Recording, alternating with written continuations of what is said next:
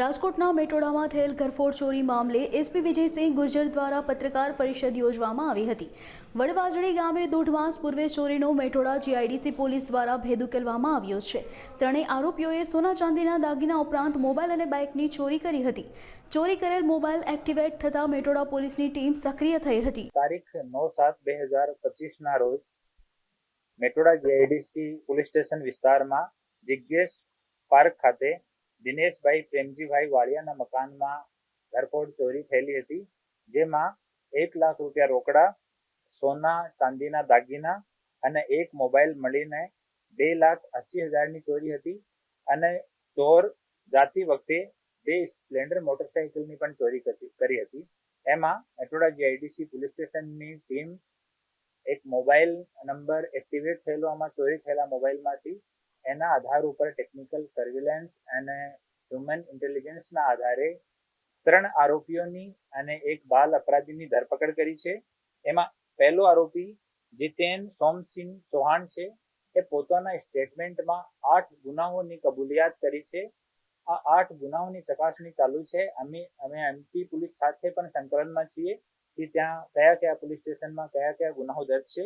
બીજો આરોપી જોહરુ ધનસિંહ બામણિયા, એના વિરુદ્ધમાં એક એફઆઈઆર આઈસીજીએસમાં મળી છે, જૂનો 1 ગુના મળ્યો છે અને પોતે 4 ગુનાની કબૂલાત કરે છે। ત્રીજો આરોપી મહેન્દ્રસિંહ ભેવાનસિંહ મહેડા, એના વિરુદ્ધમાં ટોટલ 4 ગુનાની કબૂલાત કરે છે। આ ગુનાઓની તમામની ચકાસણી ચાલુ છે અને ચોથો એક બાલ અપરાધી છે। આ 3 લોકોની ધરપકડ કરવામાં આવી છે અને બાલ અપરાધીને ડિટેન કરીને જે બોર્ડ સમક્ષ રજૂ કરવાની કાર્યવાહી ચાલુ છે। આમાં એ તમામ લોકો મધ્યપ્રદેશ જિલ્લાના રહેવાસી છે અને આમાં એક રિસીવર તરીકે રાજ લલિત સોની આ અલીરાજપુર એમપી નો રહેવાસી છે। પોતે ગોલ્ડ સોનીનું કામ કરે છે ને ગોલ્ડ રિસીવ કર્યો હતો, તો એનો હવે ધરપકડ બાકી છે। અને એક આરોપી દિનેશ મસાણિયા કરીને છે, वो પણ અલીરાજપુરનો છે, એની પણ ધરપકડ હવે બાકી છે। આ પર એલસીબીની ટીમ અને પોલીસ સ્ટેશનની ટીમ કામ કરી રહી છે। એ લોકો આમાં એક જો માણસ છે જોરુ મોરબી ખાતે ખેતોમાં ભાગિયા મજૂરી તરીકે કામ કરે છે અને જોરુ પહેલા ગામડે ઘૂમીને જોવે છે કે કયો મકાન ખુલ્લો છે, ક્યાં આપણે ચોરી કરી શકે।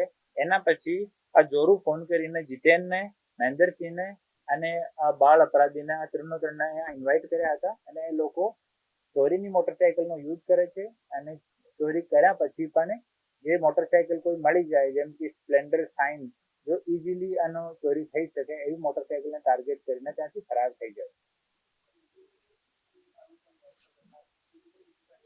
હા, ચોરી કરીને જતા રહેતા અલીરાજપુરમાં। હવેના જો ગુનાહિત ઇતિહાસ છે એની અમે ચકાસણી કરી રહ્યા છીએ।